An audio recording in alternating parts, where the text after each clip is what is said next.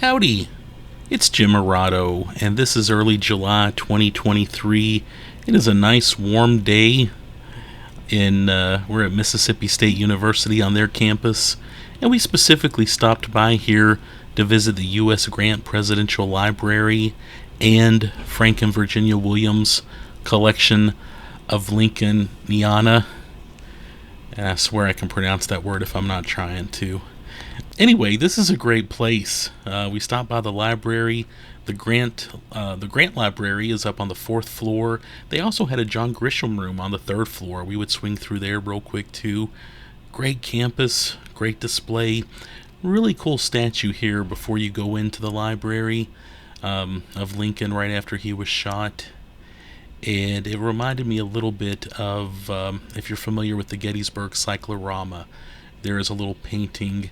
It's obviously Lincoln being carried, and it's kind of hidden in the cyclorama, and this statue reminded me of that some.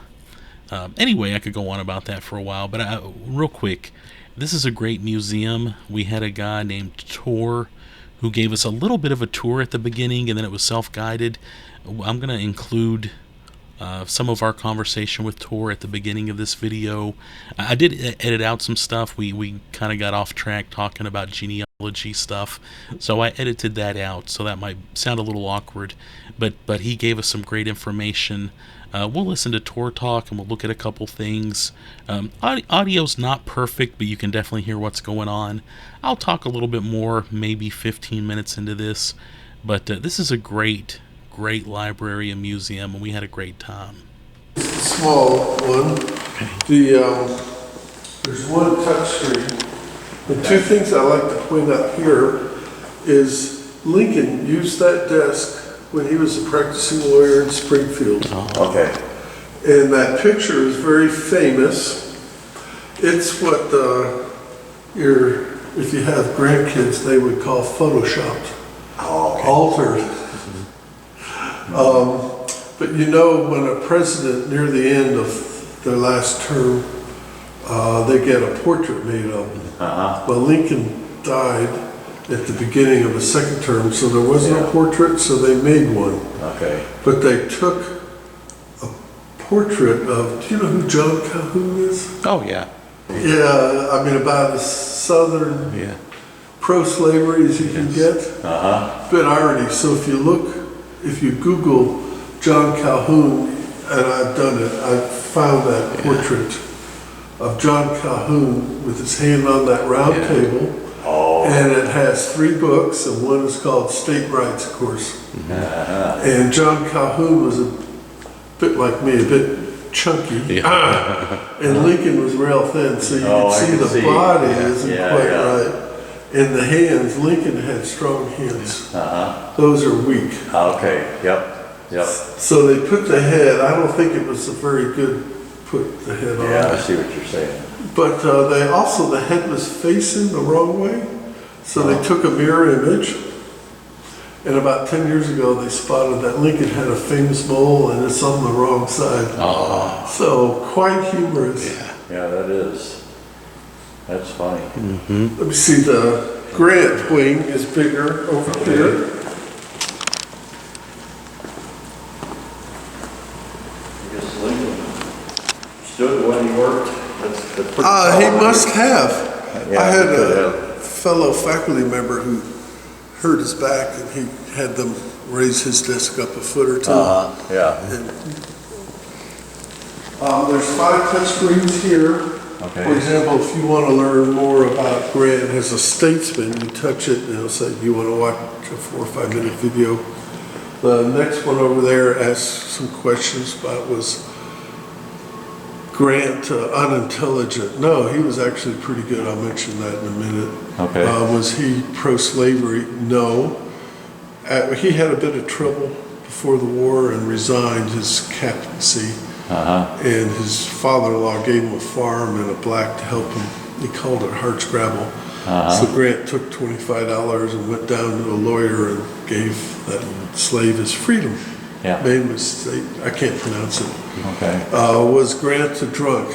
Well, yes and no. I could have 3 drinks. and Hanna wouldn't know it. Yeah. But Grant could have one, and he would get tipsy. Oh, So it didn't take him much. But fortunately, during the Civil War, his chief of staff, do you know who a chief of staff is?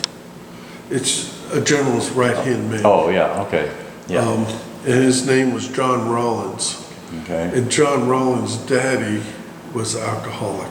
okay, So there will be no damn drinking in this here headquarters. yeah. And he kept it pretty close. Captain, okay, He may have had a few drinks, uh-huh, blender, what do you call it, a blinges, during the war, yeah. but never during fighting, only when he was bored. uh-huh, okay. But Rawlins kept him on the straight and narrow, but other generals, Grant became our second lieutenant general in the US of A. Washington was the first. Okay. Then we have a breveted, Scott was breveted a lieutenant general, 3 stars. Okay. But Grant was the second true lieutenant general. Okay. Well, that was the top rank, and other generals wanted that. They would, I know you're shocked, that other general. Yeah, So they would write letters to Lincoln saying, well, Grant's up to his old habits. He's either half drunk or fully drunk. oh, yeah, yeah. So Grant got tired one day and said, well, find out what Grant drinks and send a bottle to my other generals. I heard that. They need to start moving and doing stuff. Yes. Yeah. Yeah, he was barely 17 when he became a pleb at West Point. You're measured for a uniform, still are nowadays at West Point. And we have all those measurements from all the plebs over the years. This is actually wool, you can't tell it. Have you been to Gettysburg? Oh yeah, yeah. My favorite statue is in that town diamond in Lincoln with a modern man. Yes, yes. That's the same thing. Perry It's- Como or whatever I think they call it. Yeah. Yeah. But this is actually wool, but then they Oh. epoxied it. That's okay But- to touch it. It's, Yes, but if we have the measurements, you know the exact size he was when Yeah, he was yeah. barely 17. This is it. That was it. That was it, yes. He barely made it into the army. It was about half an inch. He gained 4 to 5 inches, 15 to 20 pounds. You'll see other true to life Okay. statues. Wow. So say it again, he Barely, gained height, barely, barely. but he gained 4 to 5 inches.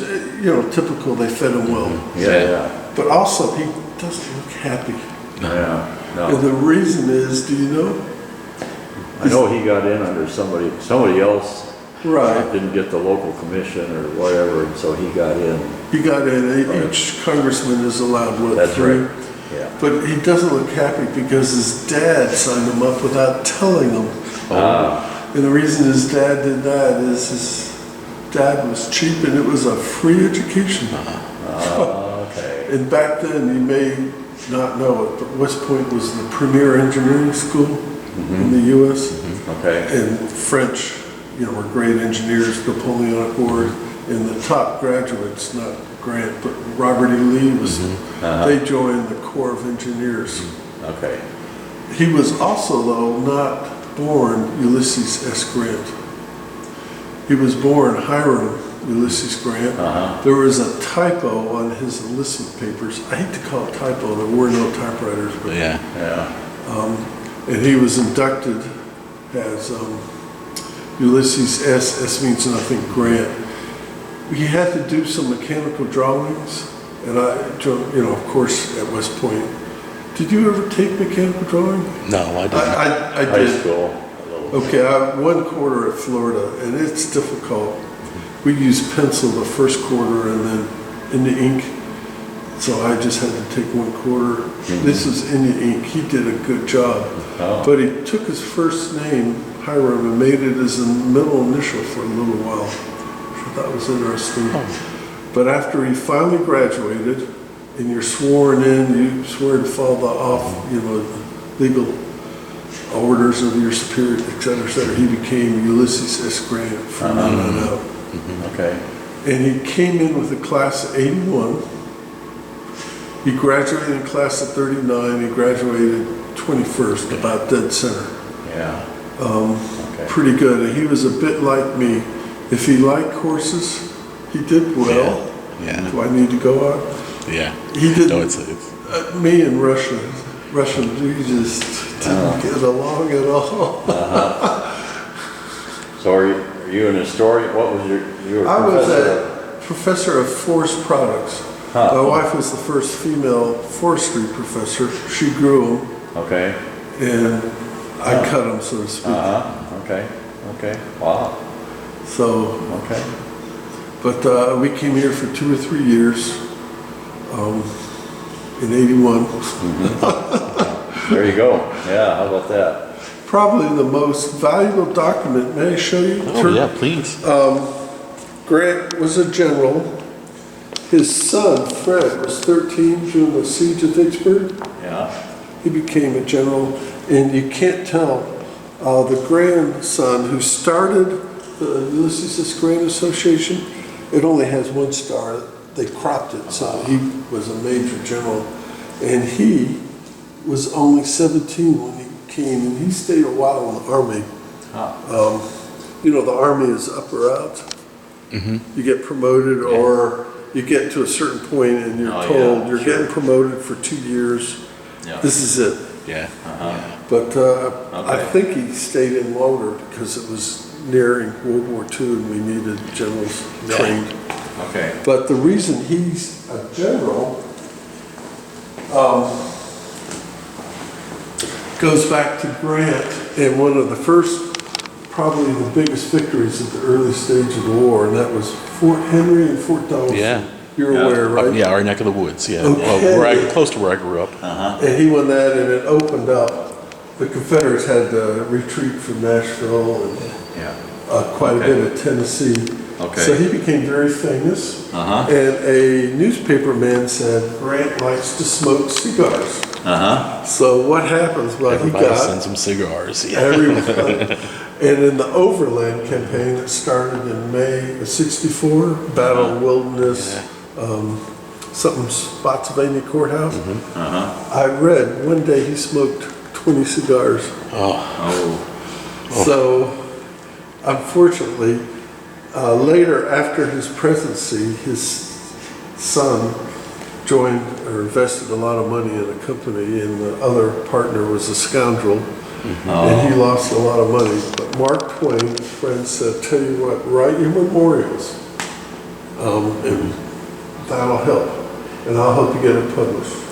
So Mark Twain is a friend of the son, you said? Friend of Grant. Of Grant He was himself. President Grant. Oh, he was. Okay. So he went, and he actually stayed a lot at the shores in New Jersey writing his memoirs, and Okay. it actually did extremely well. But near the end, he had throat cancer, a lot of pain. Okay. But he did write a letter to President McKinley. This is the letter. Okay. And he asked that his son, who's kind of young, when he gets to be appropriate age, could he be given a commission to West Point. Okay. And on the right, Sherman had been promoted to be chief of the army. Yeah. That right middle is an endorsement to say, yes, this is. That's from Sherman. That's from Sherman's, the Sherman signature. Yeah. And on the bottom, President McKinley writes, I direct the appointment to be made. Oh. And that's the original letter. That's not a photocopy. That's the original letter, and 3 very important. Yeah. Wow. On one spot. Yeah. So you could see why it's. Oh, sure. Huh. Grant was a very good general, unique. Yeah. Yeah. And it has a signature of his on one of the privates discharge people, saying that, you know, he had served. Yeah. Well, whatever. It has a Lincoln signature on it. Yes. Yeah. I tell you that Lincoln Gettysburg Address. Yeah. I like. My wife lets me go to some more battlefields in October, when the weather's usually pretty Oh, good. yes, yes, yes. And near the end at Gettysburg, I always go to the cemetery. Oh, my gosh, It's such- yes. But that was, and back then, he wrote it himself. Yeah. The Oh, yeah. Gettysburg Address in November. Yeah. And then, and I've years ago when I went, I would try to figure out, like in my head, where was he standing? Because there's the debate. Yeah. And now they've pretty much figured it out. But They have. but that's. I always thought it was kind of around Jenny Wade's grave. That was kind of the point of reference I had. But Okay. depending on how exact you want to get, I mean, it's, Right. yeah, They pointed it out pretty yeah, close. yeah. Yeah. So we've been to Georgetown, Ohio. He was there before I was, but I was there a couple weeks ago, and that's. The association actually owns everything in this presidential library. Oh, that's nice. It's the only university presidential library where the U.S. government doesn't own it. And there's a lot here. Yeah. They were telling me that some people from Iceland wrote, the former executive director was John Marslack, saying, well, do you have anything, by the way, on President Grant in Iceland? They went in the file and said, yeah, we got a folder. And, he tells you how he utilized America's resources to help economic development, and they can do the same for Iceland. You said Iceland, huh? Yes, Iceland. Another Scandinavian. Yeah. How about that? Huh.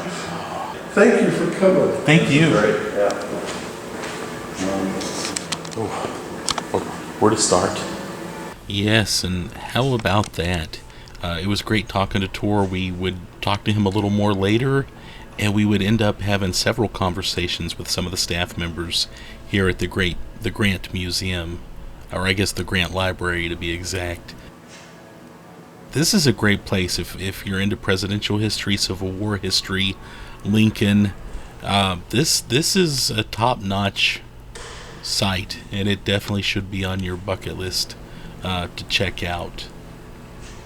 I guess I've been to most of the major Lincoln museums, Springfield, Southern Indiana, Hodgenville. I've seen a lot of great sites, and this is, I would definitely put this among my top 5.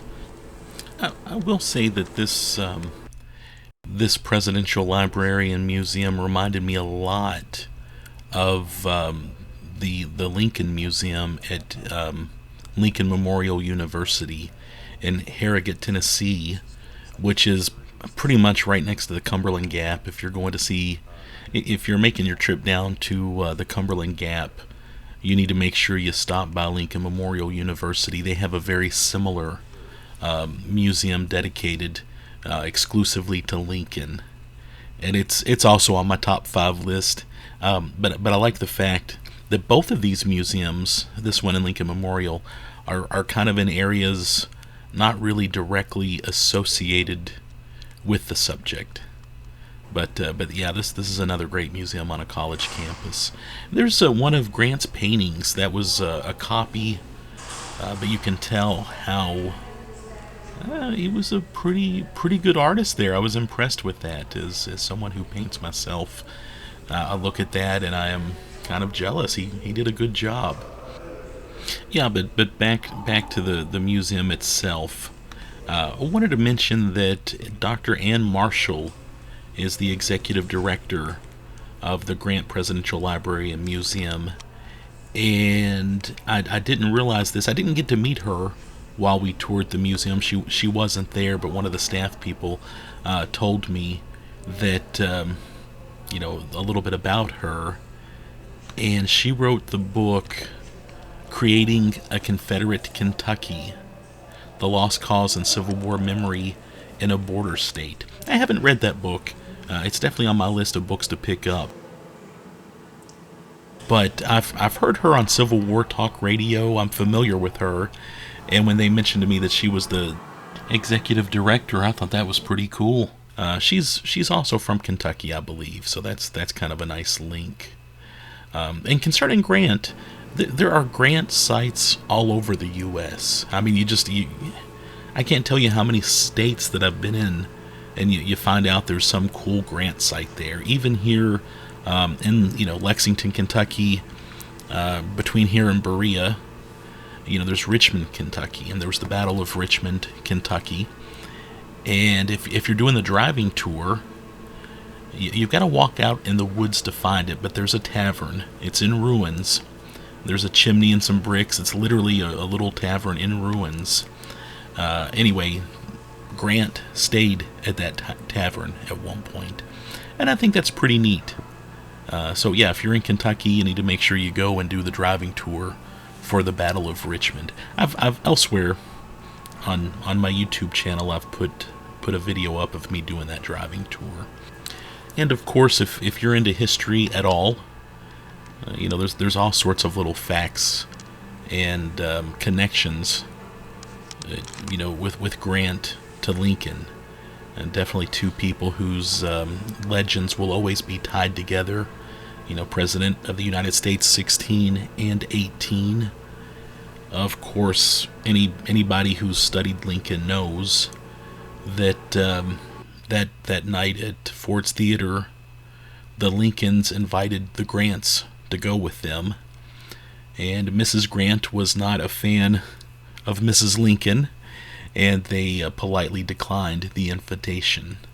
So, you always kind of wonder what might have happened if the Grants had been in attendance as opposed to Rathbone. Always just interesting to speculate on those things. And to Lincoln's credit, and Lincoln made a lot of, really, when you think about it, in my opinion, some brilliant choices in the Civil War, especially as it went on. But he recognized that Grant knew how to lead, how to fight, and how to finish battles when it came to fighting.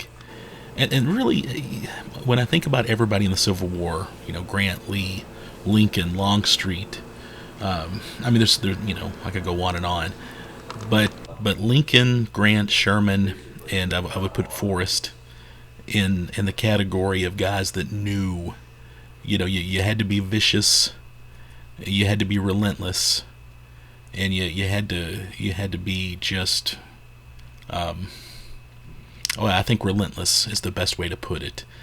And not every military leader during the Civil War had that relentless. They keep the fight on them, keep it going.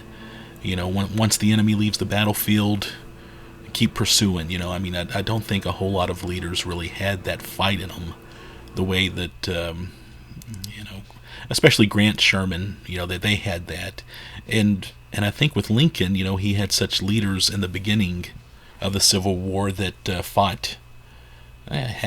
Conservatively, they were almost scared at times. They were scared to make a move. Once he got Grant into position, he knew he had someone special. And there's just to point that out, very, very cool item that they have in the museum with that piece of little bit of Frederick Douglass's hair there. I thought that was pretty cool. And I keep looking around. Feel free to turn me off. Feel free to mute me.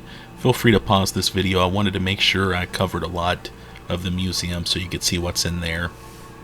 And I thought I would just try to talk a little bit about Grant and Lincoln as we're looking around. I wanted to mention also, while we were at the Grant Library and Museum, I picked up the book Hold On with a Bulldog Grip, a short study of Ulysses S. Grant. And it's by five faculty members here at the college. It's a short book. It's it's about 100 pages. You can read this in a sitting or two. But if you're not familiar with Grant, it would definitely be a good starting point. I think they put this together to kind of go along with the museum. And even, Mark Keenum, who I believe is the president of the college, does kind of an outro on the book. Very, very nice book, and I got a signed copy in their gift shop, and it was, I think they charged me $10 for it. But it definitely a bargain, and I'm thrilled to have this book in my collection. But they put this book together. I think they gave some of these away to the students at one time. But just an interesting book. I knew most of the stories in it. There is a story about John Brown, though. The Grant family knew John Brown, and there was some information in there that I was not familiar with, and I was glad to read that. Of course, there's a little mention of Grant's reputation, and we talked to Tor about this too, about the drinking. I don't think Grant's drinking affected his on-field decisions, and honestly, I think his quote drinking problem was exceptionally overrated. But this is a great book, and you should look for it if for no other reason for the last chapter by Mark E. Keenum. And I don't want to go on and on about it, but the last chapter, actually the afterword, is U.S. Grant, Stephen D. Lee, and Mississippi State University.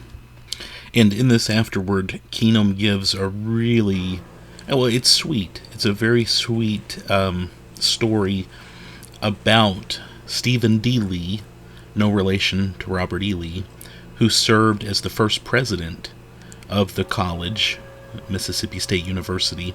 It talks about his relationship to Grant. They both fought at Vicksburg on different sides, and their lives would kind of intertwine as the years went on. And it's very, very nice, and it sort of ties up and sort of gives you an idea of why the Grant Museum is here in a kind of emotional sort of way. And it even talks about how Lee spoke and was involved in Vicksburg being established as a national park. And Lee's son was at a dedication to a Grant memorial, and Grant's son actually spoke at a dedication to a Lee statue at Vicksburg. Anyway, it's one of those sweet stories that they fought on different sides, but their lives were always connected, and it's just a neat story, and you really need to read it to get it. So go pick up that book. And just as we're winding down, a few thoughts on Grant. I have been to his tomb in New York City, and it's very nice. To me, it's always weird that Grant is buried in New York City, though. It seems so inappropriate on some levels. I think of him as a small town boy, a humble kind of guy, and there's that huge monument to him and his wife, which is sweet, but it's big. Oh, by the way, there's a little research area in the library, and then we're going to look at some Lincoln stuff here. This is the Lincoln section of the museum, and they had some great items, including some signed books and things like that. Great artwork too, by the way. But yeah, Grant to me comes off as he was the ultimate underdog that went from being almost working in retail to becoming president of the United States. A story similar to Lincoln's. And I just I've been to his boyhood home in Georgetown, Ohio, just right over the river from Kentucky, and it's just so humble. And it would be nice, as a tourist, it would be nice if he were buried there, but I'm sure he's happy where he is buried at the moment, if that makes sense. And again, elsewhere on my YouTube channel, I do have a video up on Grant and Georgetown, Ohio, and I've got many videos up on Lincoln. I've read a ton of books on Lincoln, and I know he's one of the most written about people that ever existed, but he is a fascinating person, especially when you get into his family issues with the Todds, and almost Christ-like story of his life in many ways. Just a fascinating person. Also wanted to say that this museum, the staff here, I can't stress how great the staff were. They treated us, they were so sweet.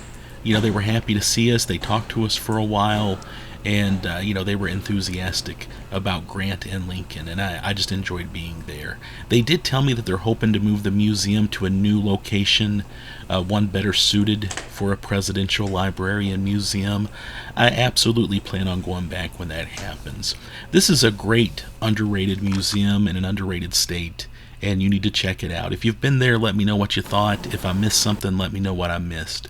But yeah, check it out.